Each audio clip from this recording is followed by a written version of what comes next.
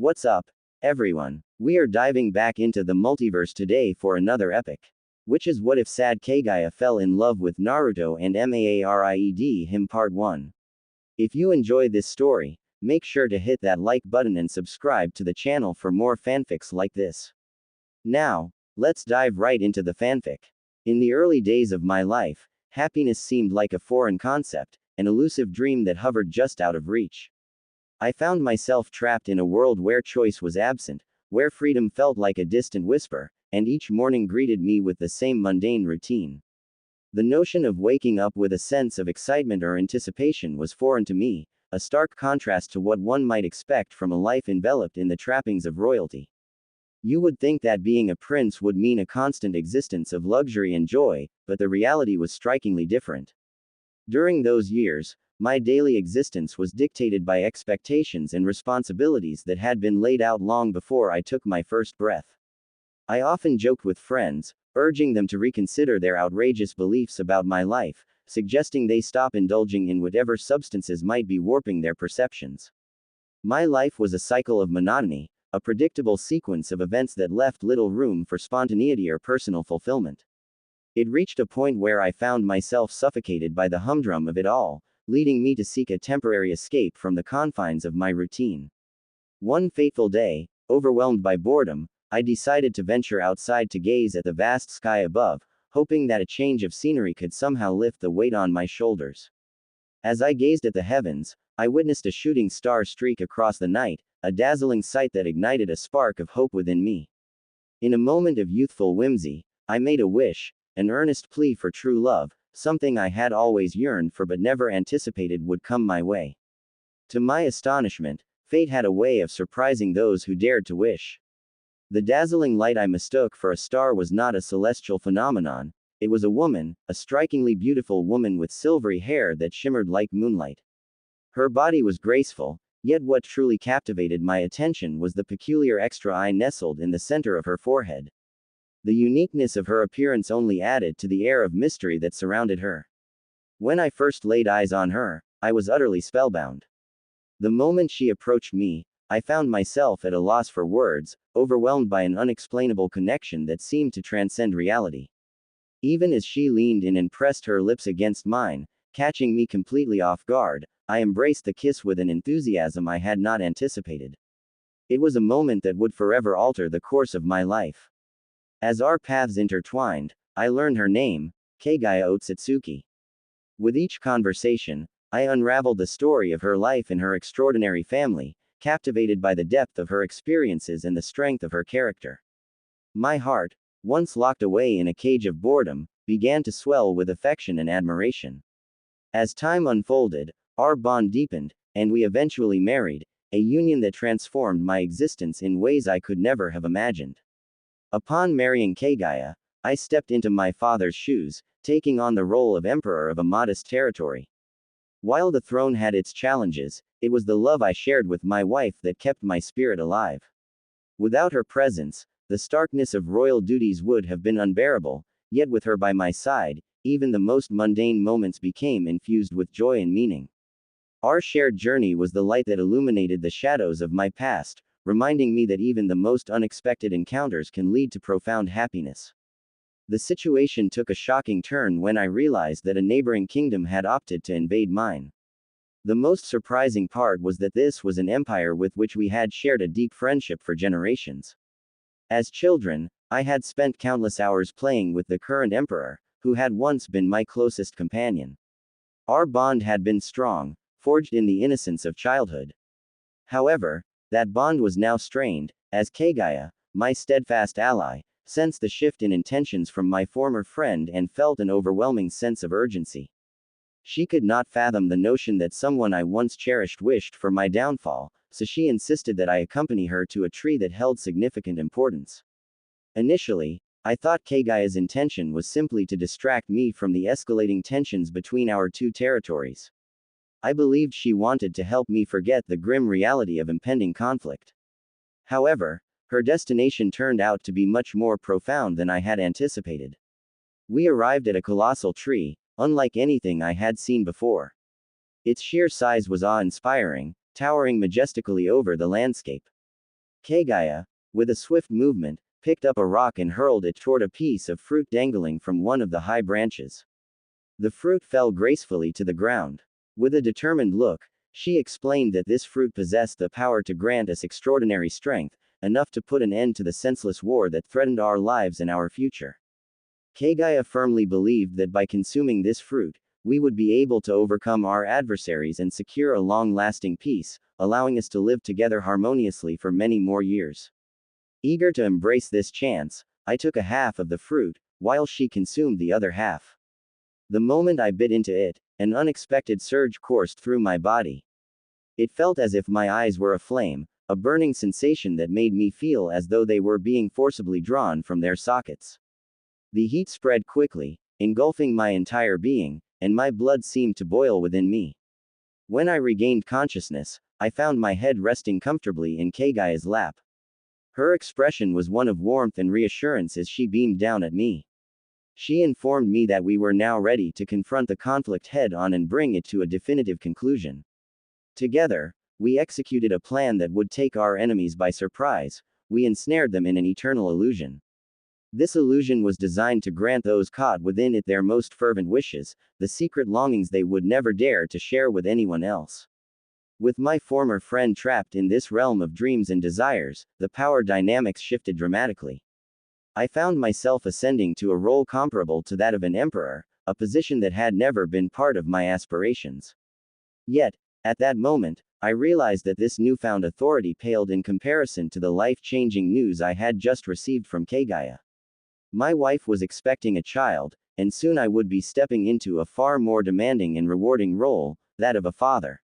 This revelation filled my heart with immeasurable joy and anticipation, overshadowing any ambitions of ruling a kingdom. In that moment, I understood what truly mattered: love, family, and the future we would build together. My children were, without a doubt, one of my greatest joys in life. Hagoromo and Hamura held a special place in my heart as my beloved twin sons. Their existence filled my days with light, and I took immense pride in witnessing their growth and the remarkable things they accomplished. The energy that fueled their abilities, a gift bestowed upon us from that mystical piece of fruit, seemed to flourish within them, granting them strength and vitality that was both awe-inspiring and heartwarming to observe. Our lives together were steeped in happiness, and as the years passed, we watched with pride as our children blossomed into adulthood. However, it was during this transition that an unforeseen and tragic turn of events unfolded. A fierce rivalry ignited between my sons, fueled by their desires to be my rightful successor. Hagoromo, being the elder, firmly asserted that the mantle of leadership should rightfully be his. On the other hand, Hamura was resolute in his opposition and would not succumb to his brother's claim without a fight. In this moment of familial discord, I found myself reflecting on the unique energy that my wife had referred to as chakra. I possessed more experience in harnessing its power, but I also knew deep down that my wife would never condone any form of harm coming to our children. Yet, upon discovering the origins of this energy from that enchanted fruit, an insidious greed began to seep into the minds of my beloved boys. It was a transformation that I had always hoped to prevent, but the allure of power turned their hearts against each other. Desperate to halt this destructive path and ensure that my sons did not engage in a regrettable conflict, I felt compelled to return to the source of our gift, the tree. With my ability to communicate with plants, I approached the tree in hopes of finding solace and wisdom. However, when I turned back, my heart sank at the sight of my sons attacking their mother, demanding her guidance to reveal the location of the tree. The horror of witnessing them turning against the very person who had nurtured and cared for them was unbearable. In that moment of anguish, I shouted for them to stop, to not harm their own mother. It was an appeal driven by love, but in response, the connection I had with the tree deepened profoundly, so much so that I became one with it. This transformation was my only means of shielding the sacred tree from the insatiable desires of my own children. As I merged with the tree, I felt the agonizing sensation of my body being torn apart, an experience that transcended any physical pain I had ever known. My form expanded to an enormous size, and as I glanced back at myself, I saw the 10 tails sprouting from my rear, a reflection of the immense power I had harnessed. The battle that ensued between me and my sons was a sight wrought with devastation, a struggle more horrifying than anything I had ever envisioned. The pain coursing through me was unimaginable, compounded by the heart-wrenching knowledge that my beloved children were caught in a spiral of ambition that threatened to tear our family apart. The most unbearable moment came when I witnessed them seal their mother away in a massive sphere of rock, an eternity of floating isolation above our world. The anguish of seeing my wife trapped in such a nightmarish fate was more than I could bear. Amidst this conflict, the fabric of our family was unraveling, and the weight of our choices loomed heavily over us all. I fought against them with every ounce of strength and conviction I possessed. My hope was that if I could defeat them, they would ultimately release their mother and come to understand that their ambitions were not only misguided but also harmful. This was my plan, the vision I had held onto through the darkest moments. However, Hagoromo took an unforeseen turn. He wielded his own tremendous powers and, in a shocking move, he cut me into 9 pieces. To be severed by the hands of your own eldest son is a sorrow that transcends words, a pain far greater than my wife could ever have imagined. As the seal was being completed, an overwhelming sense of despair consumed me as I caught a glimpse of my wife. She cried with a heart-wrenching anguish that seemed like oil flowing from her eyes. It was an image seared into my memory as the last thing I would ever witness. How could I have anticipated that the very boys we nurtured and raised, the children we loved so deeply, would turn against us in such a devastating manner? Time lost all meaning as I succumbed to a state of sleep, lingering in a void where neither light nor time existed. I don't know how long I remained in this state, or if it even mattered. Everything felt indistinct. Darkness, coldness, and sadness became the fabric of my existence. Yet, amid this bleakness, something began to change. I could sense a light beginning to pierce the endless darkness, and inexplicably, I felt an invisible force pushing me towards it. Suddenly, I found myself gasping for air, the sensation of life rushing back in. However, it was accompanied by an unexpected sharp sting that coursed through my body. As I hung upside down, I felt someone smack me sharply on my rear end, prompting a reflexive cry of pain. When I dared to open my eyes, I found myself gazing into the deep blue eyes of a man with tousled blonde hair. He beamed at me with a joyful smile and welcomed me into this world. "Be most welcome to the world, Naruto Uzumaki," he proclaimed. "Kushina, you must see our son, he is an angel." With that, he gently placed me into the arms of a woman with fiery red hair, who appeared to be weeping. "Yes, Minato, this is our son, our precious baby boy," she said, her voice laced with both joy and sorrow. "I wish I could be with him as he grows, but deep down, I know that may not be the case. You must seal that beast within our son, it is the only way for him to endure the Kyuubi. I am so sorry, Minato, but I am simply too tired." In that moment, I could only watch as the woman whom I was told was my mother closed her eyes and took her last breath. A profound realization washed over me as I felt something being inscribed on my body. I understood that this was the seal they had spoken of. However, the truth they overlooked was that the creature they so feared, the Kyuubi, was not an external foe, but a part of me, something intrinsically linked to my very essence. This secret was something I needed to guard closely as I embarked on the journey of living as Naruto Uzumaki. I resolved to reclaim the remnants of my strength, to gather the lost pieces of my being. I longed for the day when I would reunite with KAGUYA, my beloved, and this time, nothing and no one could tear us apart again. As I lay there in this new, bewildering existence, an old man approached me. He stood before the lifeless forms of my parents and declared his intent to reclaim his role as Hokage. He was unwavering as he announced that his first law would ensure that no one would dare speak of what was sealed within me or label me as a demon. Anyone who violated this law would face severe consequences, not just a warning but a punishment of death. His words hung in the air, an ominous promise that would shape my future and the course of my life in this new world I was thrust into. Growing up in the grim setting of an orphanage, I faced immense challenges that forced me to take control of my own survival. With scarce resources and little authority, I utilized the limited power I possessed to cultivate a small garden in the cramped backyard of the orphanage. This initiative arose from necessity, as the individuals overseeing my care frequently provided meals that were either toxic, spoiled, or, at times, would simply neglect to feed me altogether. It was a harsh existence, but I found a silver lining in the knowledge I carried from my previous life. This understanding enabled me to identify poisons with relative ease, a skill that became vital in navigating the treacherous environment of the orphanage. Occasionally, a couple would express interest in adopting me. If they had approached the situation honestly, I could have imagined forming a genuine bond with them, stepping into the role of their child with ease.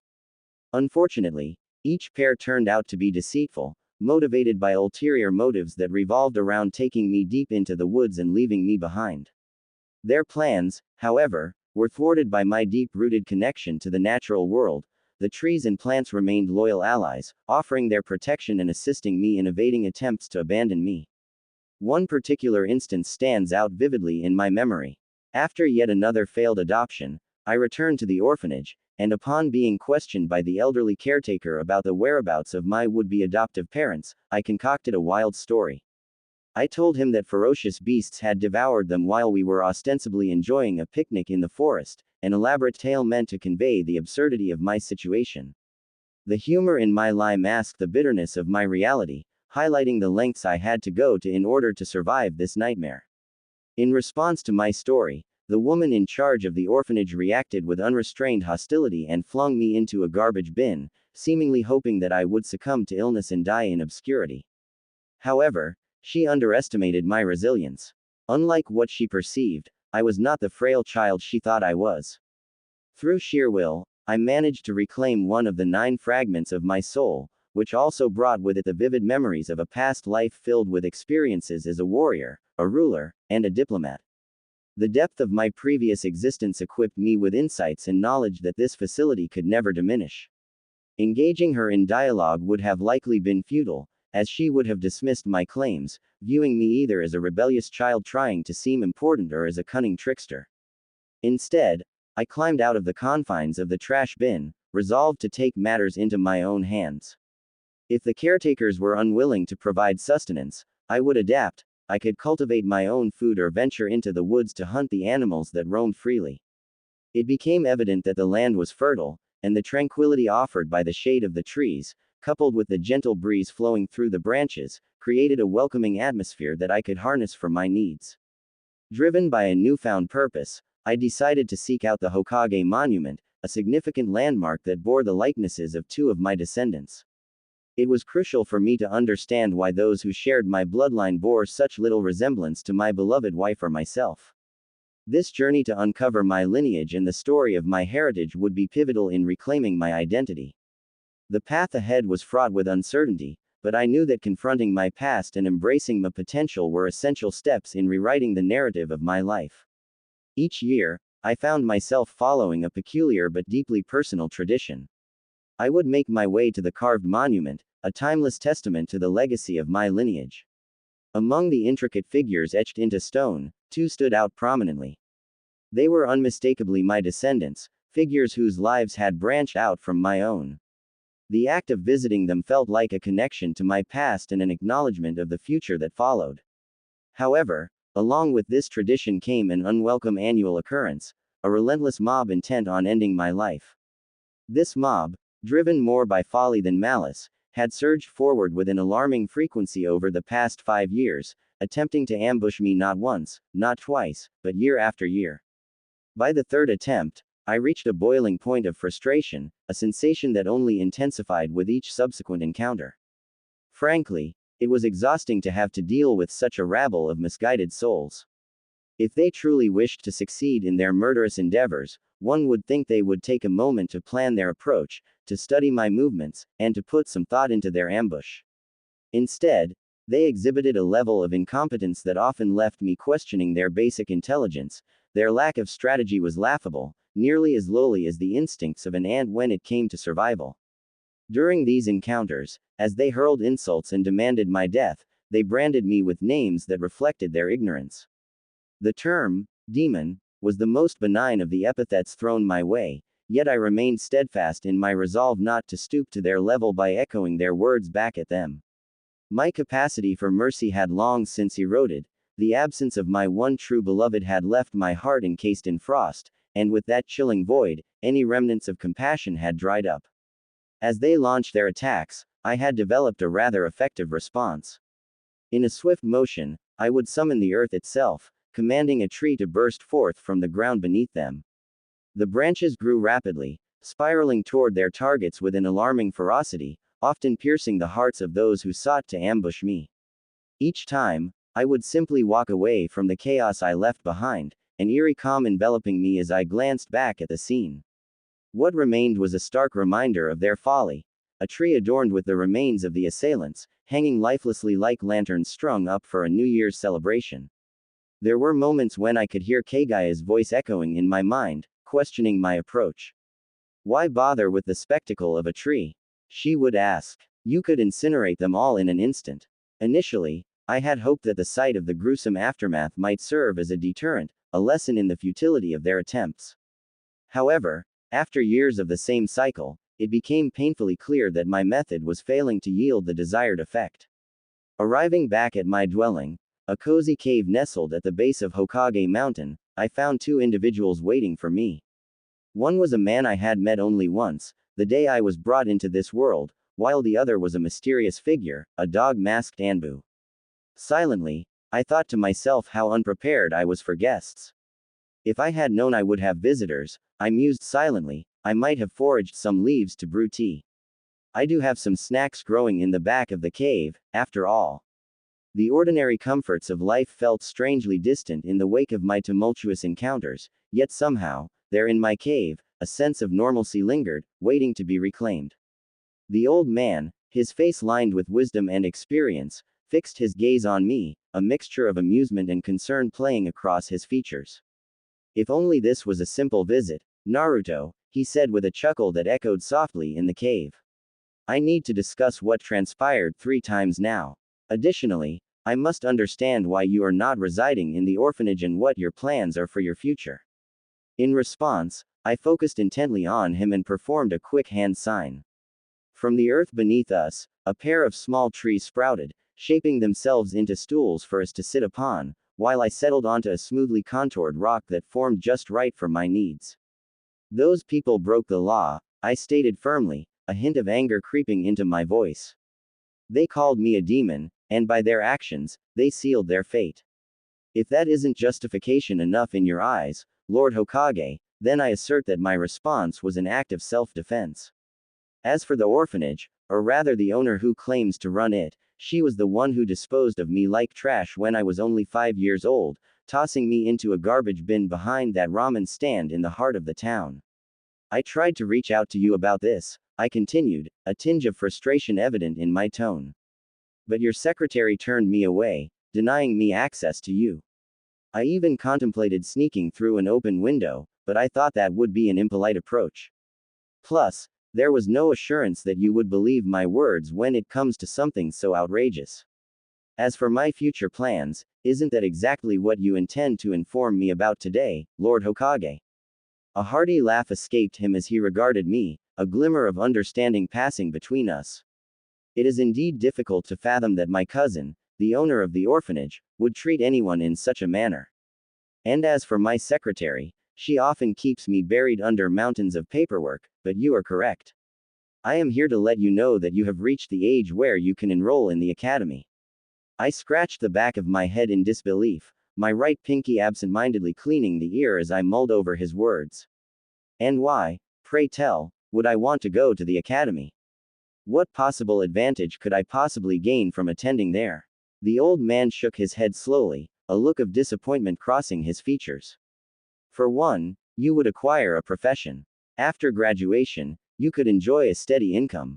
Furthermore, to sweeten the deal for you, I would arrange for you to have your own apartment, provide you with a monthly allowance for personal expenses, and I will speak to my secretary to allow you entry into the academy whenever you wish. His offer was generous, yet it felt almost insincere. A typical child would likely beam with joy and gratitude at such an opportunity, but I was no mere child.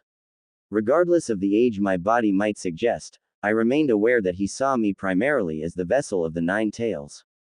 He was unaware that I had not just contained the tailed beast but had absorbed its essence, regaining a fragment of the formidable power that came with it. Here's my condition, I replied, my voice steady and resolute. Grant me access to your private library as well as the ninja library. Moreover, I would prefer an apartment in the Anbu residential building. That arrangement would facilitate their ability to watch over me, reducing the likelihood that I would have to resort to lethal measures against those who might threaten me. Fulfill these requests, and you will have a deal. The old man, visibly impressed, began to nod his head slowly in agreement. Most kids aren't as level-headed as you are, Naruto. I see your point, and all right, I agree with those conditions you've laid out. But tell me, is that really all you want to stipulate? His voice carried the weight of experience, and I could sense the respect he had for my maturity. Internally, I wrestled with the thought of the Academy's potential biases. The looming shadow of negative experiences from other students weighed on me, especially considering how the supposed teachers might be blinded by their own prejudices and hatred, leading them to treat me unfairly. With this in mind, I turned my gaze towards the dog-masked Anbu standing nearby, determined to clarify my position further. If, for any reason, the Academy decides to give me a failing grade, and I end up unable to pursue my dream of becoming a ninja, then I want the right to gather my belongings and choose my own path in life. This will be my decision alone, and neither you nor anyone else will have the power to interfere with what I choose to do. The atmosphere shifted as the old man processed my words. He rose from his stool and approached me, extending his hand in a gesture of agreement. Our handshake was more than just a formality, it was the solidification of a mutual understanding between us. In that moment, it felt as if we had forged an unbreakable pact. I could sense a newfound determination building within me, igniting a fire for what lay ahead. With our accord established, thoughts raced through my mind as I realized the significance of the upcoming day. Tomorrow marked my very first day at the Academy, a pivotal moment in my journey toward becoming a ninja. I needed to gather my thoughts and prepare myself for the challenges ahead, knowing that this was just the beginning of a long and winding road. The next morning greeted me with a sense of bitterness that lingered in the air like a thick fog.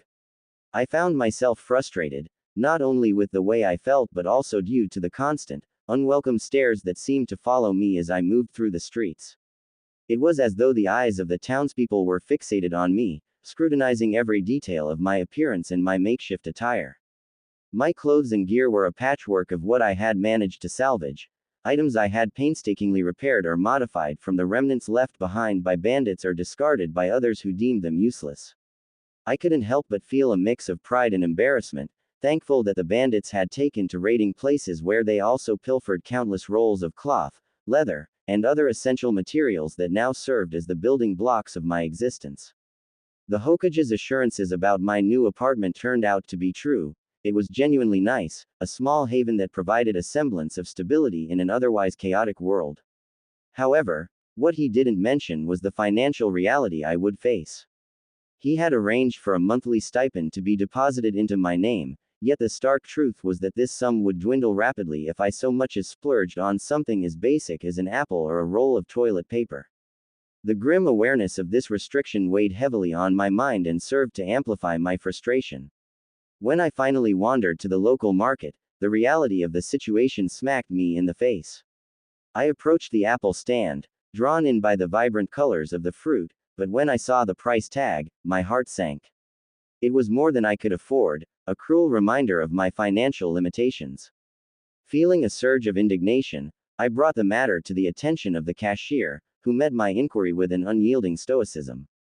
Her response was disheartening. She coldly informed me that the listed price was for everyone else, while I, for reasons unfathomable to me, was expected to pay a different, and exorbitantly higher, price.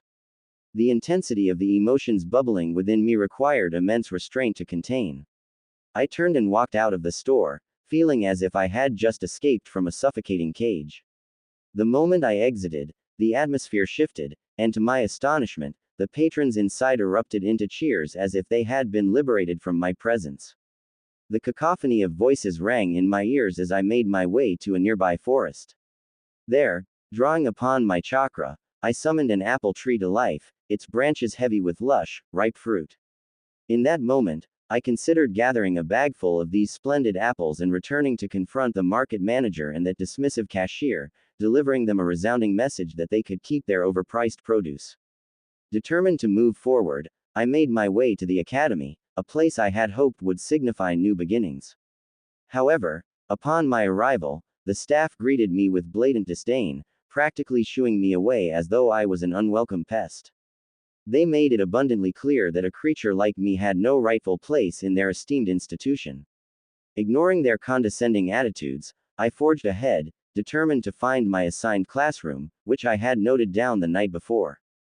Clutching the 2 apples I had picked in the forest, I hoped to make a positive impression on my teachers, despite the hurdles I faced. As I approached the door, a sense of urgency propelled me forward. I raised my hand and knocked firmly, but the silence that followed was disheartening. There was no response from within the classroom. Growing increasingly frustrated, I rapped on the door once more, this time with more force, hoping to attract attention. Yet again, my efforts were met with silence, and my irritation began to boil over. In a moment of exasperation, I pounded my fist against the door, the impact reverberating through the air. To my surprise, the door finally gave way, bursting free from its frame and crashing loudly to the floor, startling everyone inside.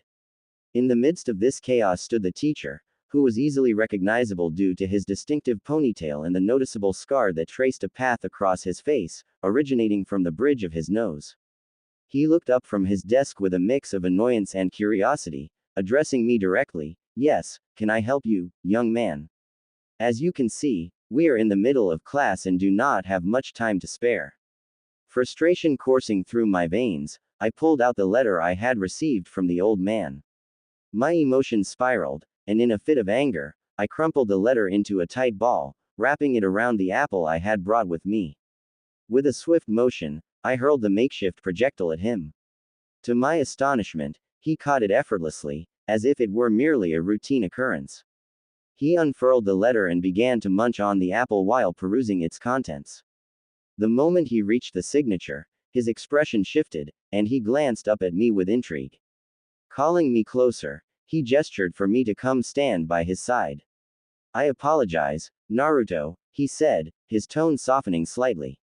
"I was not informed that we would have a new addition to our classroom." His eyes swept over the students, and he cleared his throat before making an announcement that shifted the atmosphere in the room. "Class, I have some news before we continue with our lesson. The young man standing next to me is our new classmate, and his name is Naruto Uzumaki. Please make him feel welcome. As for the material we have been covering, I am confident you will catch up in no time. If needed, I can ask our class representative to assist you in getting up to speed." The room buzzed with murmurs and curious glances, signaling the start of a new chapter in my life. At that moment, a girl with striking pink hair stood up from her seat, her voice cutting through the hushed atmosphere of the classroom with an unmistakable intensity. "I would not give that thing a bucket of piss if he caught on fire," she declared, her expression a mix of defiance and disdain. "You either catch up on your own or fail, so don't expect any favors from me." Her words hung in the air, making it clear that she had no intention of offering help to anyone who struggled, especially not to someone who might have been perceived as a burden. This abrupt display of hostility was, I suppose, what constituted the warm welcome I had heard whispers about before starting this class. It reaffirmed my initial resolution not to rely on my peers for support. I had already taken the time to wait patiently until my teacher assigned me a seat, and, lo and behold, I found myself placed in the middle row, surrounded by unfamiliar faces and an unmistakable undertone of competition. With a desire to avoid drawing any unnecessary attention to myself, I began to make my way to the newly assigned seat. Unfortunately, as I navigated the narrow aisles, someone attempted to trip me, clearly hoping to make a fool of me in front of the entire class. However, instead of faltering as they intended, I swiftly retaliated with a sharp kick to the leg of my assailant, a calculated move that allowed me to maintain my balance as I continued to my seat unscathed. Settling down into my chair, I braced myself for the lecture that had been in progress when I first walked in. If I were to summarize the lecture in a single word, it would undoubtedly be boring. However, that would be a gross oversimplification, as I soon realized the content presented by my teacher was riddled with inaccuracies. Despite feeling a strong urge to correct the numerous mistakes he made throughout his presentation, I refrained from speaking up. I didn't want to show any disrespect towards my teacher, even if my grasp of history was more substantial than his. The theories he discussed were far from groundbreaking or innovative, merely reiterating concepts that I had encountered countless times before. Thus, I remained silent, absorbing the lecture despite its glaring shortcomings, wondering how this had become the expected standard of education in this environment. It seems that dedicating the previous night to researching the new information uncovered since my time as emperor has indeed proven beneficial. This preparation allowed me to re-engage with the vast array of knowledge that has emerged in my absence. However, I found myself unsettled by the way my beloved was depicted in the recent discussions. The portrayal was less than flattering, and it stirred a sense of protectiveness within me. On the other hand, I felt a swell of pride when I learned about the accomplishments attributed to my eldest child. It was heartening to see their efforts recognized. After the series of lectures concluded, we were informed that we would soon transition into a practical session, which would be led by another instructor. Iruka, who had been guiding us thus far, introduced this new teacher as Mizuki. Mizuki was tasked with imparting practical skills to us, a shift that promised to be both engaging and challenging. As a light-hearted gesture, I tossed an apple in Mizuki's direction, expecting him to catch it like Iruka had earlier. However, Mizuki reacted differently. He shot me a sharp glare, one that was notably harsher than Iruka's, and then he stared at the apple I had thrown as if it were a venomous creature. He tossed it back to me with a hint of disdain, muttering something under his breath. Although I couldn't catch every word, I perceived that his remarks suggested a distrust of my intentions, implying that he suspected the apple could have been tampered with, or perhaps, in his interpretation, that my very touch was hazardous. His whisper was low enough that the details escaped me, yet the sentiment was crystal clear.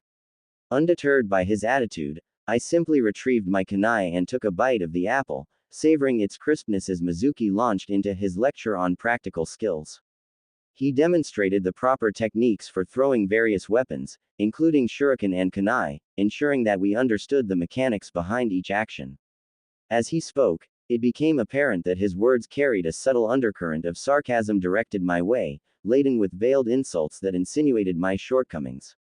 It was evident that I might struggle in this particular segment of our training, given Mizuki's apparent intent to remind me of my perceived inadequacies.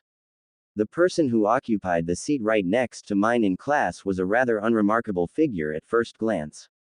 He wore glasses that sat low on his nose and had an appearance that did not suggest he was the type who would engage in light-hearted conversations or small talk with classmates.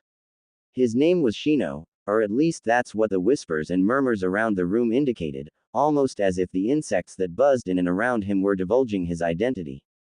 Shino had an air of quietness about him, almost introverted, and he seemed content to observe rather than participate in the lively banter of our peers. Just behind me was another student named Sasuke, who was the polar opposite of Shino. The regard that others had for Sasuke was palpable. People treated him with a sort of reverence that suggested he was not merely a classmate but rather someone of significant importance, perhaps even the crown prince of our village.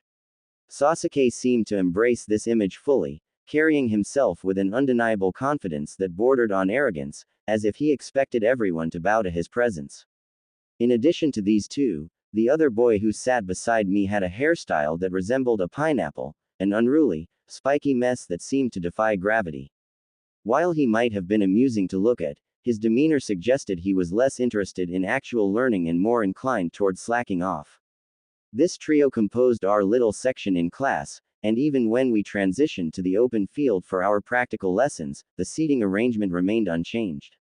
As the lesson commenced, I found myself singled out by our instructor, Mizuki, who had a reputation for being particularly demanding. He called me forward with a glint of expectation in his eye, likely hoping to embarrass me by showcasing my inadequacies to the rest of the class. He handed me a set of kunai and directed me to aim at various targets placed strategically around the field. With a sense of calm determination, I took each kunai he provided and threw them with precision. To his surprise, and perhaps to the astonishment of my classmates, I hit every target dead center, the kunai embedding themselves into the circles marked on the dummies. These targets were not mere training aids, they had circles carved into them, each representing vital points on the human body that one would aim for in a real confrontation. My understanding of these points was not theoretical. I had lived through a war, a reality where such skills were not just for practice but for survival. The act of hitting those targets was second nature for me, a testament to the experience I had gained from my past. As the instructor's expectations crumbled before my eyes, I felt an unexpected sense of accomplishment swell within me, reminding me that my history had equipped me well for this moment. Mizuki referred to it as beginner's luck. He instructed me to take a seat and proceeded to call upon another student to take their turn. The subsequent participant was none other than the pink-haired woman who had previously shown me kindness. This time, however, she was not so fortunate. In fact, she missed every single one of her targets. This woman, whom I had come to know as Sakura, seemed to struggle to perform even the simplest task, as her kunai barely traveled far enough to hit the targets at all. Sakura expressed her dissatisfaction, claiming that throwing kunai at such a distance was damaging her fingernails. While I understood that personal appearance could be a concern for many, I couldn't help but think that this was a ninja academy. If she was so preoccupied with her looks, it seemed to me that perhaps her interests would be better suited to a modeling academy rather than here. But I kept that thought to myself, as voicing it would only serve to diminish my own standing. Seated next to Sakura was another girl, someone whose disdain for Sakura was apparent and perhaps even greater than mine. Their tension was palpable, and it escalated when Sakura attempted to trip this girl, clearly trying to cause her to stumble. The girl was named Ino, and unlike Sakura, she displayed a degree of competence. She managed to hit 3 of the targets Mizuki had pointed out, demonstrating that not everyone struggled with the exercise. For reasons I could not quite understand, perhaps out of pity for their dismal performances, I felt compelled to intervene in the glaring contest between Ino and Sakura. As I approached them, both girls shifted their focus from one another to me, directing their fierce glares in my direction instead. I took a moment to gather my thoughts before addressing them. Girls, I started, it's all a matter of measuring the wind, where it's coming from and how strong it is. When you sense the right moment, the moment of least resistance, you need to throw while the side of the kunai is flat. The essence of a successful throw lies in putting enough strength into your wrist. It was a simple explanation, one that I hoped would resonate with them and improve their performance in this challenging environment. It was truly surprising to witness both of them come to an agreement on something for once. In that moment, I felt as if the world around me was on the verge of an explosion, as if the very fabric of reality had been altered. Their shared consensus was not about a topic of great importance or significance, rather, it was a mutual acknowledgement that my contributions were entirely unwelcome. They both swiftly concluded that my opinions were worthless, and in a moment of unexpected unity, they suggested that I should take my so-called insights and shove them where the sun doesn't shine. Such an exchange of thoughtful and considerate remarks left me feeling surprisingly uplifted, a sense of relief washing over me after their displayed care. This incident served as a telling lesson. It became abundantly clear that any efforts I might make to assist these two individuals were utterly futile. Their lack of appreciation for my advice was a firm indication that they preferred to navigate their own paths, no matter how misguided that might be. In light of their dismissive attitude, I resolved that I would not squander my energy or time trying to help them again. The realization hit me hard, and I knew I had no desire to repeat this particular mistake in the near future. The dynamics of this situation closely mirrored my experiences in my practical lessons. Whenever I answered a question posed by the instructor, my responses were often met either with indifference or outright ridicule. It seemed as though my contributions were largely falling on deaf ears. There was also a moment when I attempted to display my accuracy by throwing an object that was supposedly deemed a miss. Ironically, the very weapon I tossed had landed squarely on the target, yet my efforts went unrecognized. During sparring matches, the atmosphere felt anything but competitive. Rather, it resembled a parent disciplining a badly behaved child instead of engaging in a genuine fight. Recognizing that my opportunities for meaningful learning were woefully limited, I made a decisive choice from my very first day in class. I understood that the only viable option left for me was to take charge of my own education. Rather than depending on the teachers, who seemed disinterested in my progress, I decided to use my time in class more wisely. I resolved to study at my own pace, focusing on my own learning rather than relying on an inadequate system. If I found that I wasn't going to gain anything particularly valuable during class, then I would turn that time into something beneficial for myself. So, instead of grappling with the limited interactions, I opted to take a much needed nap, replenishing myself for the journey ahead in my self-directed learning adventure. The librarian, in her condescending tone, practically asserted that someone like me had no place among the precious volumes housed within the library. The moment she referred to me as a demon, a term she likely thought would intimidate me into submission, the atmosphere shifted. It was as if her words had crossed an invisible line, igniting something within me. In an instant, I retrieved a kunai from my hip pouch, its cold metal glinting ominously, and with a swift and decisive motion, I slashed her throat from ear to ear. I watched as the life drained from her, her body crumpling to the floor, leaving a dark pool of crimson staining the polished wood beneath her. I had no inclination to linger in a place filled with such ignorance and prejudice. Time was precious, and I refused to waste another second on those who chose to break the law. The reaction of the other patrons in the library was immediate and chaotic. Their horrified screams filled the air, a cacophony of panic as they fled the building as if it were engulfed in flames. This sudden exodus granted me a rare solitude, an opportunity to focus on the task at hand without the distractions of onlookers. It was then that a memory resurfaced, a technique known as the shadow clone jutsu. Harnessing this powerful ability, I quickly created 12 clones, each one tasked with the responsibility of scouring the stacks for books of interest. I was prudent enough to instruct the clones to alter their appearance, ensuring they resembled ordinary ninjas rather than a figure shrouded in infamy. With my clones dispersed throughout the library, I settled into the enjoyment of a book that explored the complex world of poisons, its pages filled with knowledge that was both fascinating and practical. However, my moment of peace was soon interrupted by the arrival of an old man, stepping cautiously into the library, oblivious to the scene that had unfolded moments earlier. He navigated around the lifeless body of the librarian with an air of disbelief, his muttered thoughts barely audible over the residual chaos. As I turned my gaze from the book, I met his questioning look. "Naruto, was it really necessary to kill this woman?" he asked, the incredulity in his voice palpable. I felt a surge of frustration at such a question, shaking my head in disbelief. This man, who had a hand in crafting the law itself, had established punishments for those who dared to label me a demon. He even instituted a death penalty for such offenses, yet here he was, surprised by my actions that were merely a reflection of the very laws he had created. It was baffling to witness such a disconnect between his expectations and the reality of the situation. She broke the law, and I took the necessary steps to ensure she faced the consequences as dictated by the law.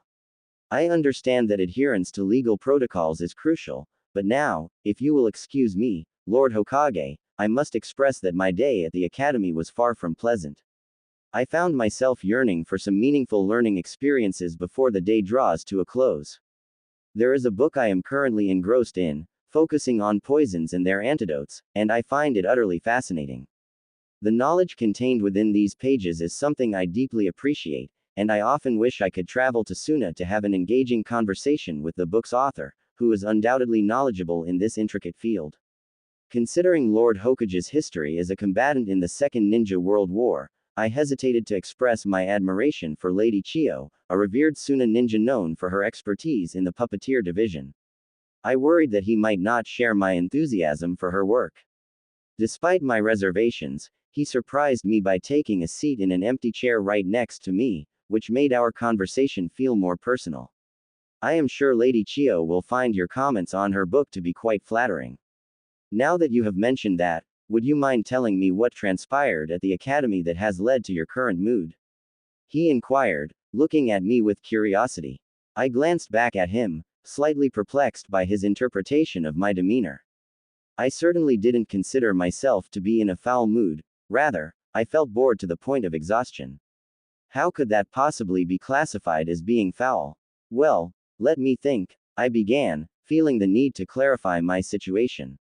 The staff at the academy practically told me to get lost, making me feel unwelcome from the very start. It was so bad that I had to literally knock down the door to my classroom just to get my teacher's attention. Can you believe that? My desk is positioned uncomfortably between a slacker who never pays attention and a brooding classmate who seems more interested in the latest trends of angst than in our lessons. To make matters worse, there's also a boy seated nearby who is so engrossed in his obsession with bugs that he rarely participates in class discussions. And if you think that's all, my practical lesson was more impractical than anything I've ever encountered, and I endured insults from my peers throughout the entire session. It's hard to maintain a positive outlook with such a disheartening experience. I looked at him, observing the way he nodded his head in a steady rhythm as if in agreement with some unspoken truth. So you see, he continued, I have absolutely no reason to have any negative reaction to the things that happened to me at all. I had a wonderful day filled with friendships that warmed my heart, kind words that lifted my spirits, and considerate teachers who went out of their way to ensure that I felt supported. To make matters even better, I encountered a very nice and helpful librarian who was more than willing to assist me in my search for knowledge and understanding. She truly made my experience in the library enjoyable. Now, if you'll excuse me, I need to study some things that, in all honesty, I may never truly manage to learn in that place. As he spoke, he reached out, taking the book from my hands and locking eyes with me. So that is what happened. Look, Naruto, he said, his tone shifting slightly to emphasize the gravity of the situation. While you grow up, you must learn to navigate interactions with people you don't particularly like or those with whom you can't seem to get along. It's simply a matter of life. You could have easily walked out of the library and come straight to my office, informed me about the incident, and I would have taken care of the situation for you. The only difference in that scenario would have been that poor woman might still be alive today. I met his gaze, shaking my head vigorously as I processed his words. If I did that and chose not to hold accountable the person who broke the law, then your law becomes more of a suggestion than an actual law. What you're asking me to do is to bring the offender or offenders to you, but it goes deeper than that. It's quite simple. You need to change the law itself. You need to rewrite it because instead of stating, and I quote, those that are found breaking this law are to be executed on the spot, it should reflect the necessity for justice without extremities. I was only obeying the law, Lord Hokage, he replied with a hint of defensiveness, further asserting his position as he sought clarity in the dialogue. I don't see where the problem lies here. Can I have the book back now? With that, he extended his hand. I returned the book to him, watching as a smile spread across his face. But I must ask you this, he continued playfully, if, in fact, the law changed and required me to passionately kiss a person who called me a demon, would I genuinely do it? His eyes sparkled with mischief, softening the seriousness of our conversation. I found myself in a position where I had no choice but to agree to his request. Yes, I will, I replied, although I couldn't help but think about how essential it was for me to find a strong mouthwash afterward to rid myself of the unpleasant taste lingering in my mouth. He looked at me with a knowing expression and said, you know, Naruto, the reason we have actual teachers is that students often lack the understanding of what they truly need to study. So, what exactly are you using as a guide in your academic pursuits? As I glanced back at him, I couldn't suppress a smile as he handed me the book I had been engrossed in just moments before. I don't really need a guide, I explained confidently. I guess you could say I'm a bit more mature than most of my peers. I have a clear sense of what knowledge is essential for me. His laughter filled the air, and instead of leaving me to my reading, he chose to sit right next to me. I could feel his presence, watching intently as I flipped through one book after another, fully absorbed in the worlds they offered. Occasionally, he would reach over and pick up one of my selections, curious about my choices, asking me questions about why I found those particular books appealing. Never did I expect my visit to the library to turn into a sort of supervised reading session, especially not one overseen by the Hokage himself. It was both amusing and slightly unnerving, but there was something about this experience that felt oddly comforting. In the back of my mind, a fleeting thought crossed my mind, a concern about the nature of the punishment I was serving. I sincerely hoped he wouldn't decide to escalate it to anything ridiculous, like having me kiss the offender. Memories flooded back to me. Thanks to my observations of that so-called tailed beast, I had regained some cherished recollections of my beloved wife. KAGUYA was the love of my life, but she had her own way of handling things. If she sensed any romantic advances directed at me, she could become quite possessive and fierce.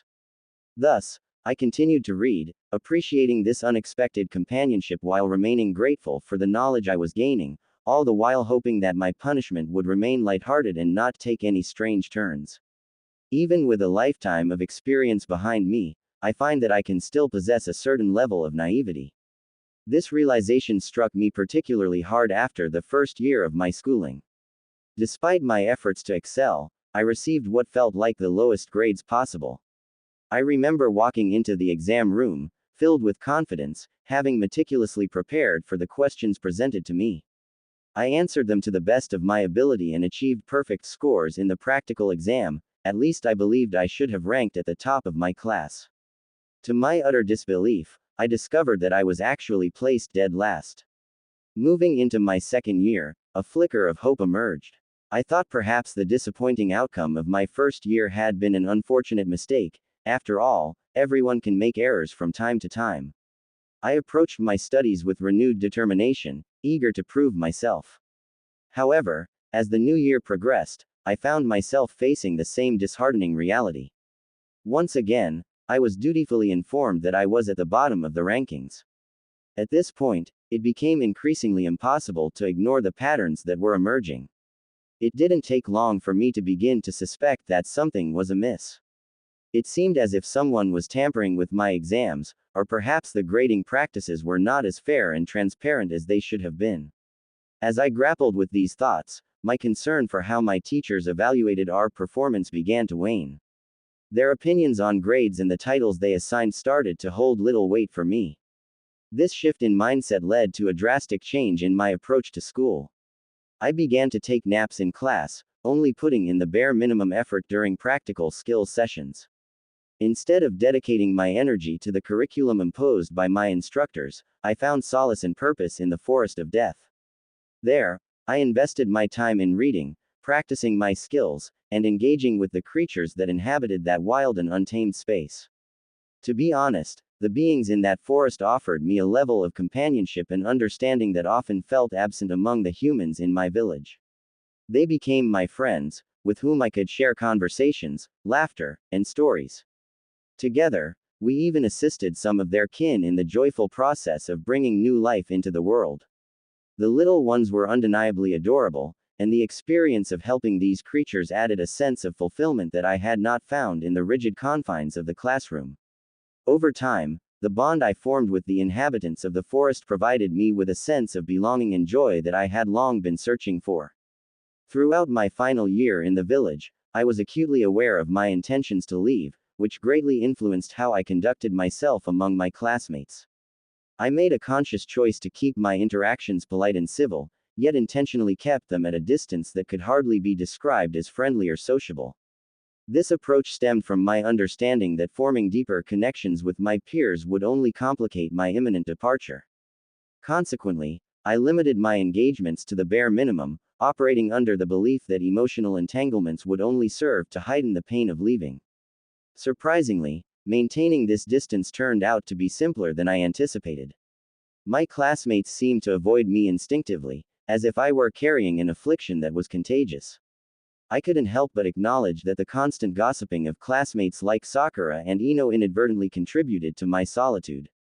While I had no reason to express gratitude towards them, their chatter effectively pushed me further into the shadows, making it easier for me to remain outside the social circles that thrived within the classroom. As I approached the end of my schooling, I braced myself for the inevitable label of dead last, a title I had become all too familiar with. The thought of being assigned to a team with classmates I could barely tolerate filled me with dread. The idea of having to collaborate with individuals while protecting a village that had been a source of continuous torment was particularly unsettling. I tried to temper my pessimism, reminding myself that even the depths of hell couldn't compare to the emotional struggles I faced in a place that was supposedly called Konoha. I had unflattering names for it in my mind, but those thoughts were best left unspoken. When the day finally arrived for my classmates to receive their leaf headbands, my heart raced with conflicting emotions. One by one, names were called, and my classmates approached the large table to collect their headbands, each one beaming with pride and excitement.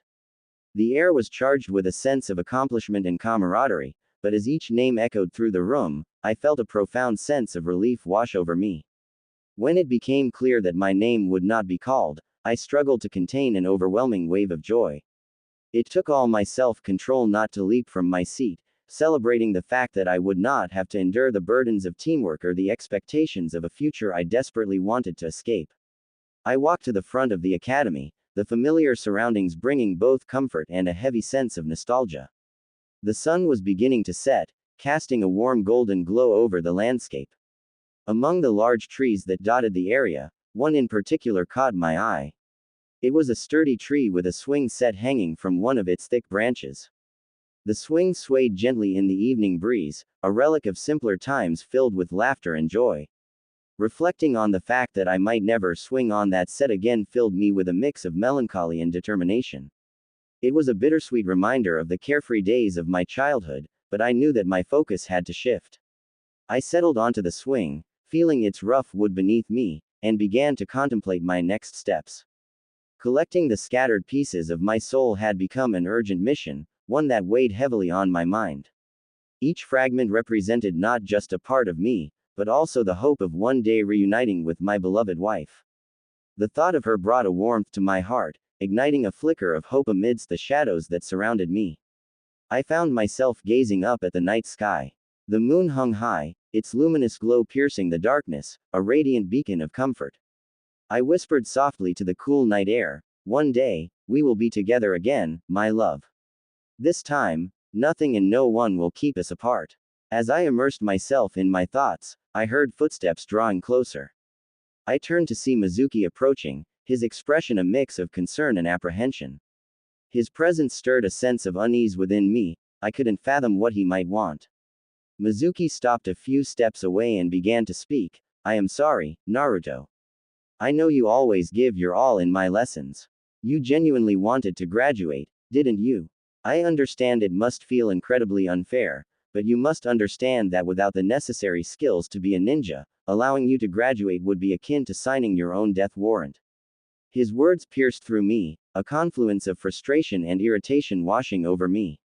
It felt almost insulting, as if he had underestimated my determination. I glared at him, sensing the insincerity behind his sympathetic facade. "You know, Naruto, if you could demonstrate to everyone that you truly possess the required skills, I would be able to award you that coveted headband and grant you graduation," he continued, his tone shifting slightly. "Ninjas often have to undertake risky missions, including stealing scrolls from enemy bases."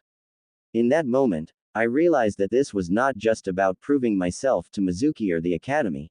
It was about reclaiming my identity and my past, about forging my own path in a world fraught with challenges. I couldn't allow anyone's doubts to define me. I steeled my resolve, ready to face whatever lay ahead, knowing that every piece I collected would bring me closer to the reunion I longed for. To accomplish this mission, the plan was simple yet bold. The target was the Hokage's office, where I needed to enter without drawing any attention to myself. My goal was to seize the large red scroll hanging on the wall near the Hokage's desk. This scroll, rumored to contain powerful jutsu, was essential to my next steps. From there, I would make my way to the old hunting cabin tucked away in the woods, a place well within my familiarity. Once there, I could study the scroll and learn a single jutsu from its contents. If successful, I would arrange to meet the one who set this task before me and demonstrate my newfound abilities. The promise of graduation from the academy was on the line, hinging on the successful execution of this daring plan. As I absorbed the details of the scheme, I began to nod in agreement, standing up to feign compliance and let my would-be trickster believe he had outsmarted me. However, the moment I started to formulate my escape, a cascade of memories surfaced within me.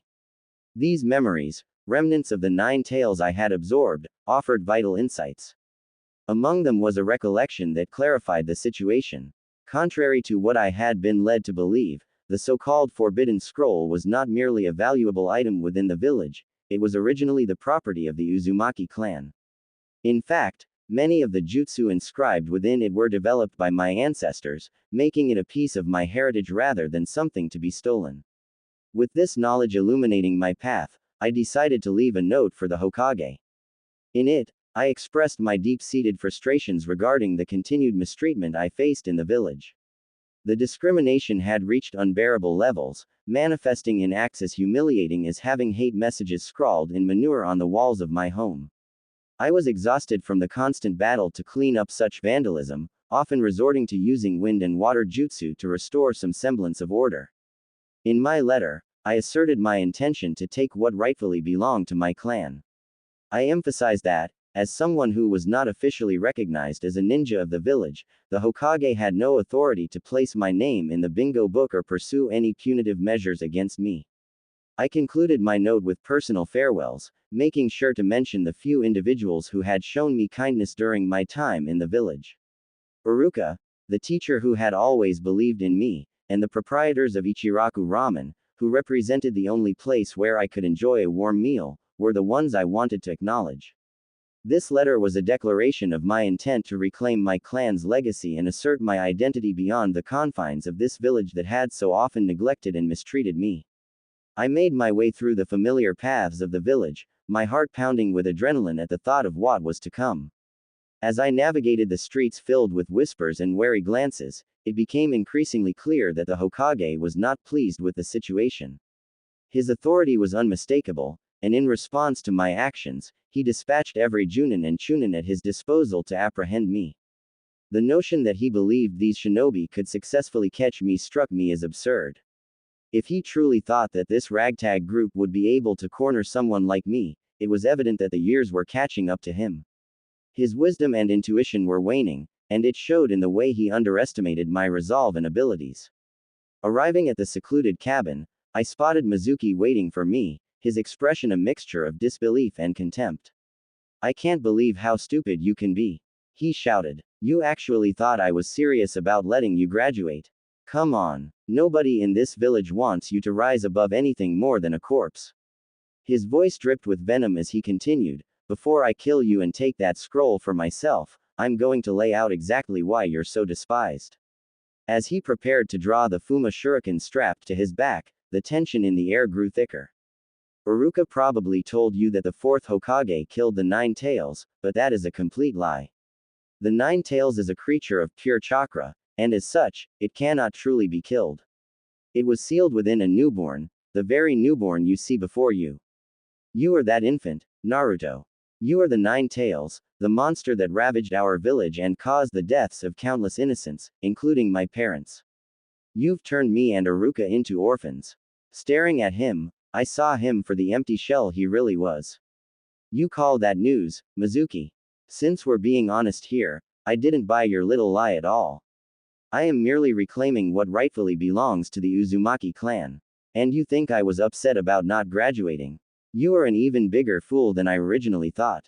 The truth is, I was absolutely overjoyed that I didn't graduate. Can you even begin to fathom the ramifications of that? It took you 6 long years to finally fail me, and you think I would be sorrowful over that? My mind races at the thought of what life would have been like had I actually passed your pathetic tests." He froze mid-reach for the Fuma shuriken when I voiced my thoughts, a momentary pause that felt like a shift in the air around us. Taking advantage of this unexpected stillness, I decided to elaborate further on my perspective. Fortunately, I had strategically set up several dozen shadow clones, concealed and waiting in the periphery, ready to respond at a moment's notice if needed. "You see," I continued, my voice taking on a more animated tone, "if I had successfully graduated, I would have been assigned to a genin team. Do you realize what that would have meant for me? A lifetime committed to the defense of Konoha, stuck in that place. Can you fathom how suffocatingly miserable my existence would have been, spending every waking moment protecting that particular patch of land that I have so little regard for?" The intensity of my emotions surged as I recalled the moment when Iruka had pronounced my failure, a weight lifting off my shoulders that I could hardly contain. Do you have any idea how much effort it took for me to suppress the overwhelming urge to leap out of my seat in sheer exhilaration after hearing Iruka say I had failed? I pressed on, enthusiasm bubbling over. If you had been the one to deliver that news instead, and I had been able to express my true feelings freely, I would have wrapped my arms around you in a grateful embrace. That is just how ecstatic I was about it. The fact that I'm not a ninja means I can avoid being recorded in the bingo book or having Hunter Nin dispatched after me. So tell me, does failing me really represent a setback for my life? At that point, I could no longer restrain myself. Laughter erupted from me uncontrollably, a wild, manic joy that filled the air between us.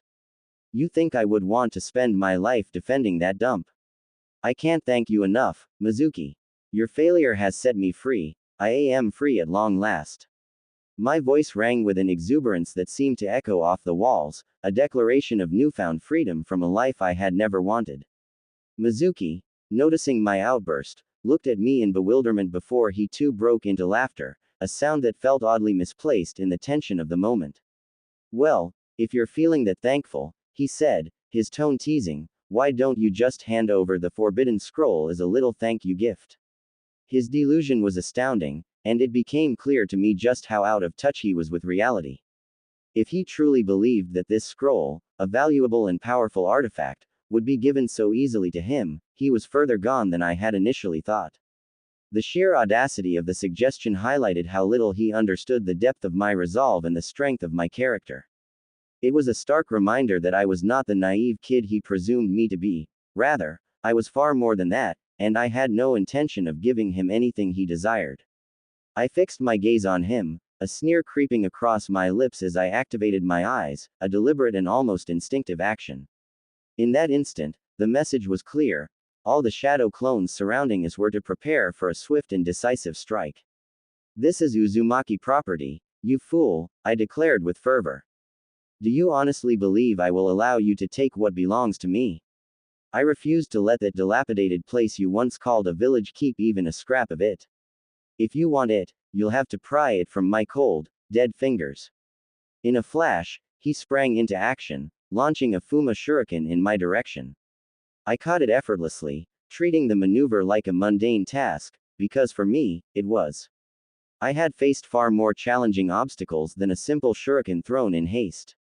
A smirk spread across my face as I began to twirl the massive weapon in my hand, relishing the moment.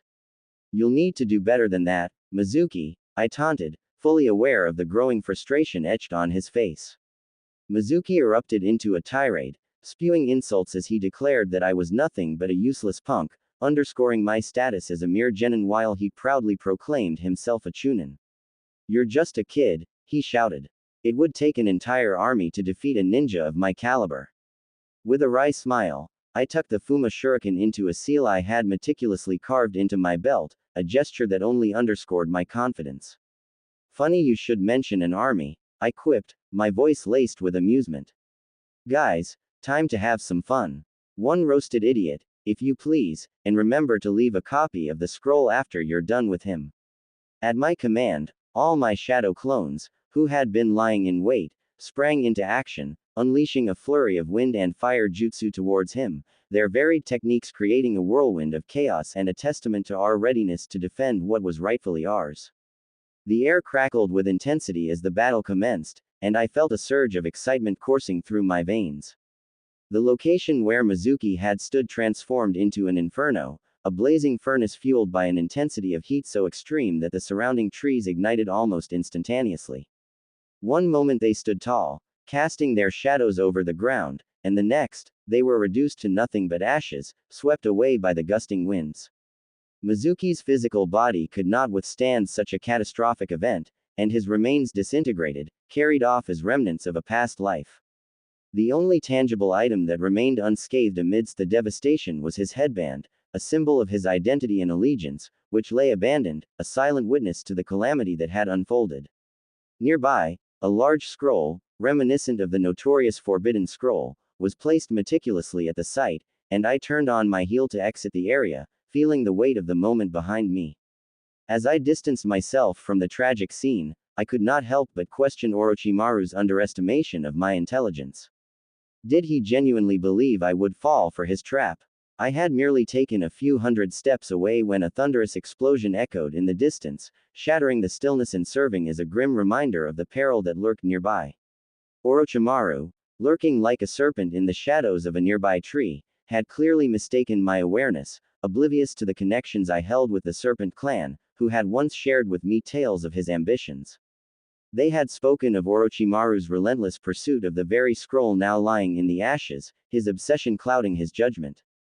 In truth, the village owed me a debt of gratitude for taking that scroll. Its existence under Orochimaru's grasp would have spelled disaster.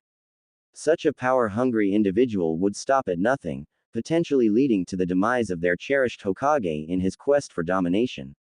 Once again, I found myself disappointed by the naive trust the villagers had in their systems, showcasing how easily they overlooked the dangers lurking in their midst. With a clear plan forming in my mind, I resolved to leave Konoha behind, seeking out the locations of 2 more fragments of my soul that remained hidden. Iwa was my destination, where 2 of those infamous tailed beasts resided. Now, an exhilarating sense of freedom surged within me, fueling my determination. The journey ahead was fraught with risks, yet I was resolute.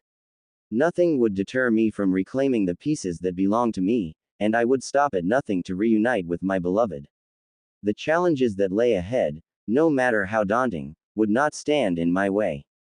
I was committed to this quest, driven by the love that transcended all obstacles. The journey to Iowa proved to be remarkably fruitful as I systematically dismantled one bandit group after another, leaving behind nothing but chaos in my wake. Each encounter honed my skills further and allowed me to salvage various items from the defeated bandits. Among these spoils, I found materials that were instrumental in repairing my clothes and gear. The transformations were so significant that the villagers would hardly be able to recognize me. My previous identity was effectively obscured. Gone were my familiar black garments, which I had replaced with rugged leather attire that resembled the color of dried blood, a grim reminder of my recent confrontations. My new top was a hooded jacket adorned with striking black streaks, designed not only for style but also for intimidation. Covering my face was a dark red mask that concealed my features entirely, ensuring that anyone I encountered could not discern my identity. This new appearance was not just a change in wardrobe, it was a powerful psychological tool that added to my aura of menace. As I continued my approach toward Iowa, I discovered that the bandit groups had begun to exchange stories about me. The rumors painted me as a grotesque figure, an unnatural monster whose sole purpose was to stalk and prey upon them, feasting not only on their flesh but also claiming their very souls. These tales, woven with fear and exaggeration, indicated that my actions had struck a chord of terror among my enemies. The fact that they were talking about me in such a way underscored their growing anxiety, an excellent advantage for me to exploit. The cultivation of fear within the hearts of the bandits served as a valuable asset.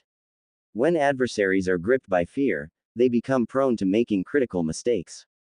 These blunders opened doors for me, allowing for more straightforward encounters and efficient eliminations. In this dance of survival, understanding the psychology of my opponents became as crucial as any weapon I wielded.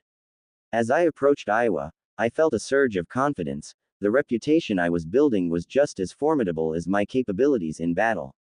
Each step brought me closer to my destination, where the culmination of my efforts awaited. As I stood before the massive gates, their imposing presence seemed to command respect and caution.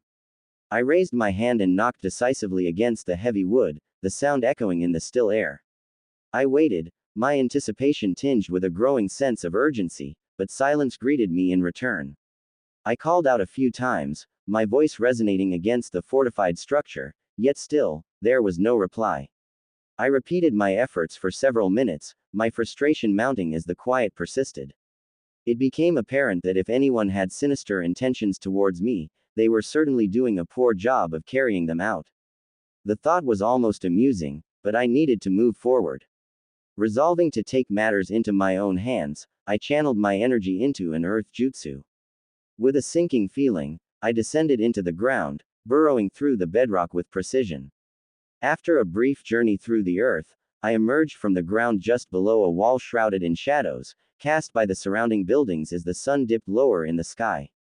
I took a moment to gather my bearings, my senses keenly alert to the powerful chakra signature I had been tracking. I made my way stealthily up the wall and approached the window of the room from which the chakra emanated. Without hesitation, I executed a substitution technique, transforming myself into a seemingly harmless piece of paper that resembled an empty lunchbox.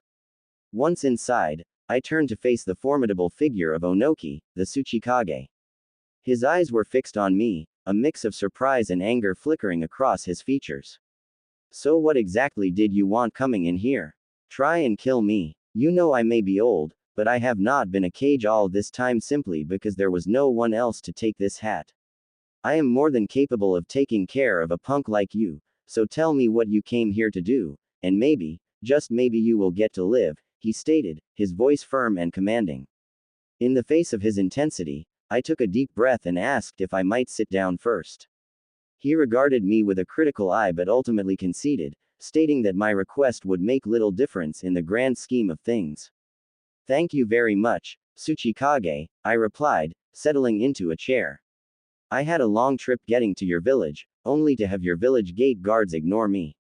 My feet were aching, and I genuinely appreciate you allowing me to sit down. He gracefully descended into his seat, a hearty laugh escaping his lips as he absorbed the full weight of my words. So, you're telling me that you knocked and attempted to enter the village like a civilized individual. And when you grew weary of being ignored, you decided to make an entrance like this. You didn't come here with the intent to kill me. Given that you are aware of my identity and seemed so desperate to gain access to this village, would you mind sharing what it is that you sought from my domain? I met his gaze and allowed a smile to spread across my face. Well, the truth is, I came specifically to meet you. You see, I finally managed to escape that prison I prefer to call a shithole, which is what most people refer to as Konoha. In that place, I was met with nothing but disdain. They essentially cast me aside, despite the fact that I possess skills that would qualify me as a ninja. They flunked me out of the academy without a second thought. I'm in search of a place to call home, a way to make a living, and simply nicer surroundings. I figured that since this village seems to share my sentiments towards Konoha, there's a possibility we could become fast friends, and perhaps you might even welcome me with open arms. His laughter filled the room, and he nodded in agreement with my portrayal of Konoha, gliding closer to me as he leaned over his desk. So, you share a hatred for that place, huh? But tell me, why would I extend a warm welcome to you? What is it about you that makes you so special? As I gazed at him, a sense of amusement washed over me, prompting a smile to spread across my face. You see, I began, my tone steady and confident, I am the son of your most despised adversary, the fourth Hokage, renowned as the Yellow Flash of Konoha. My lineage carries with it a legacy that cannot be ignored. In addition to my father's formidable reputation, my mother holds her own distinction. She was known as the most lethal Anbu operative this village has ever seen, a figure feared and respected, called the Red Habanero, the Red Fox Anbu. I paused, letting the weight of my words settle in, before expressing my candid thought. I figured, given the circumstances, that you might appreciate having someone like me around, a seal master who possesses the skill to perform the flight of the thunder god. With a flick of his wrist, he hurled a kunai at me, aiming to end my life in that fleeting moment. Reacting swiftly, I countered by launching one of my own, intercepting his weapon midair, the two kunai clanging together with a sharp sound. The tension hung thick in the air as our eyes locked, and he demanded to know, and why shouldn't I kill you? The question struck me as somewhat ironic, and I couldn't help but emit a chuckle, the laughter bubbling up from a place of shared understanding. Because, I replied, my voice steady amidst the chaos, we actually share a common bond when it comes to our feelings about Konoha. We both harbor a deep-seated hatred for that place. In that moment, it became clear that our paths, though fraught with animosity, were intertwined by our disdain for the village that had shaped us in ways we each resented. I heard Onoki's laughter, light and rather carefree, and turned my gaze towards him, doing my utmost to present a serious demeanor. Give me a break, I said, trying to keep my voice steady and compelling. Why would the son of the fourth Hokage harbor any disdain for the village that his own father sacrificed everything to protect? You know your mother was the most dedicated Anbu that village ever had. If you expect me to accept your viewpoint without question, you're going to need to provide a more convincing explanation. I couldn't help but shake my head in frustration, my disbelief palpable as I continued to articulate my thoughts. You keep referring to that place as a village, yet to me, it felt more like a prison than a community.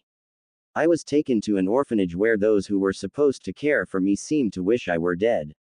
I endured countless harrowing experiences, forced to fend off violent mobs intent on ending my life. And when I finally mustered the courage to approach the market, I was met with exorbitant prices, 10 to 20 times what everyone else paid. There was only one shopkeeper who treated me fairly, and even after passing my exams, they had the audacity to tamper with my results, branding me as the slowest in my class. Can you imagine the humiliation? As I looked at him, observing him settle onto the edge of his desk, I continued. To me, that place was overrun with people who either desired my demise or simply wanted to starve me into submission. Think about it.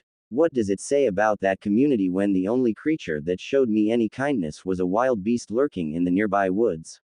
It was in that forest that I managed to hunt and gather the essentials I needed to survive, all while sleeping in conditions worse than even the most disreputable establishments. Now, I ask you, if you had lived through such a nightmarish existence, would you feel any sense of loyalty to that place, or would you instead nurture a deep-seated resentment for it? From the expression on Onoki's face, I could tell he was beginning to grasp the gravity of my situation, understanding why I felt a strong urge to join his village instead. All right, kid, he finally said, his tone shifting to one of acknowledgement. I get it. Yes, if my village had treated me that way, I would likely harbor feelings of hatred towards them as well. So, tell me, he continued thoughtfully, if you found yourself in the position where you had to confront and potentially fight a ninja from that very village, how would you handle that situation? The question posed to me struck me as absurd. The thought of exhibiting mercy towards my adversaries was laughable.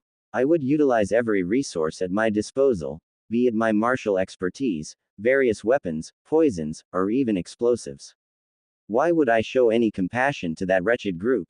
Give me a break. If the situation arose, I'd unleash the flight of the Thunder God, indiscriminately eliminating an entire battalion, treating them just as they treated me, like utter garbage.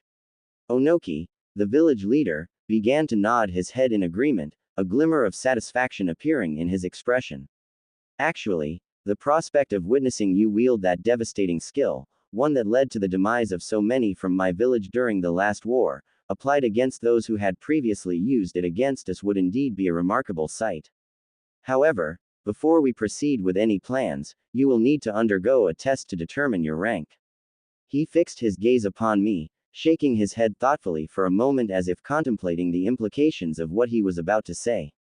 Considering your background from that less than ideal place, your test will have to be even more challenging than that of any other candidate.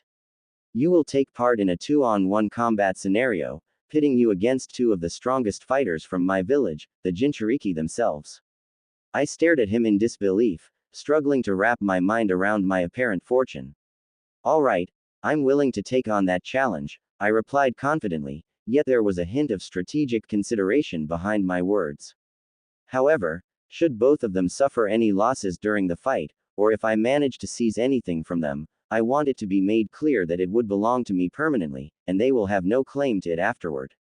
Deal. He laughed heartily, a sound filled with mockery, and declared that if they were to lose anything to someone like me, then they simply did not deserve to possess it in the first place.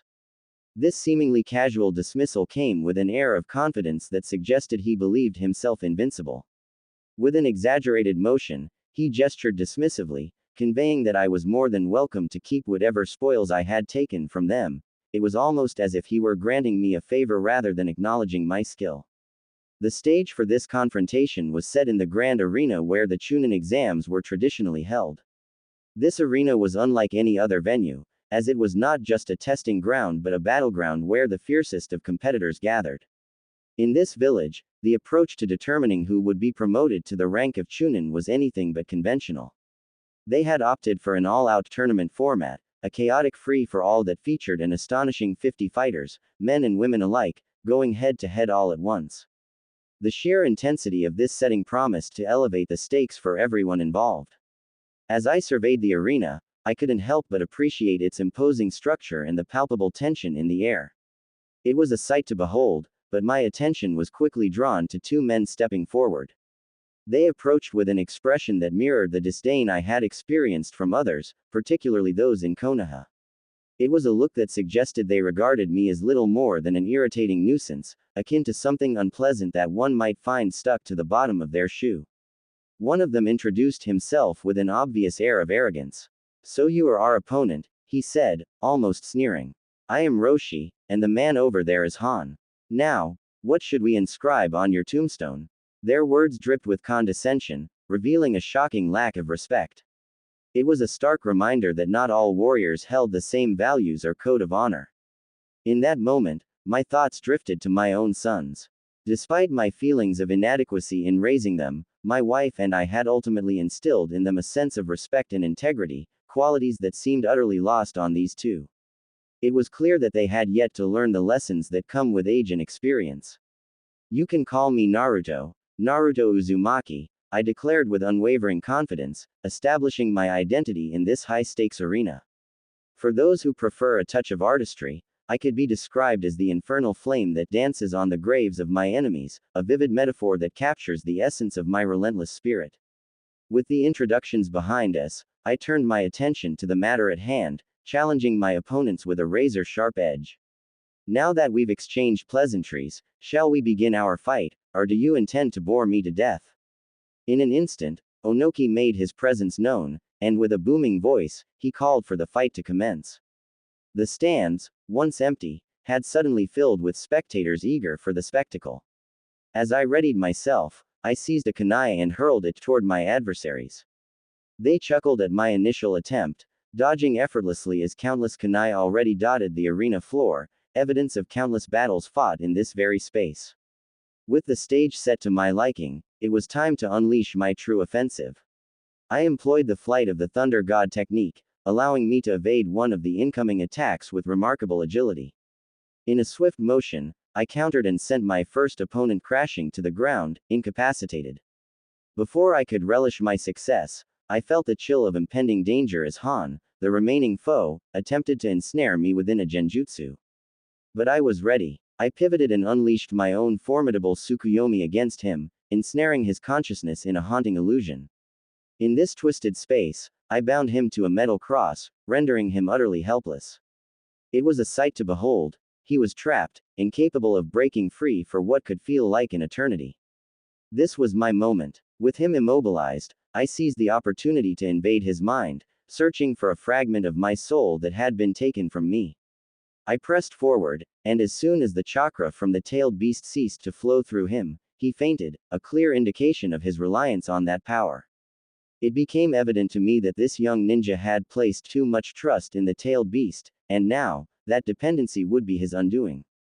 Once he was free from the confines of the arena, Onoki executed a technique that caused the unconscious Han to levitate and drift out of the fighting space, leaving me to face only Roshi. With no distractions, I quickly assessed the situation. Roshi, brandishing a large mace, approached with aggression.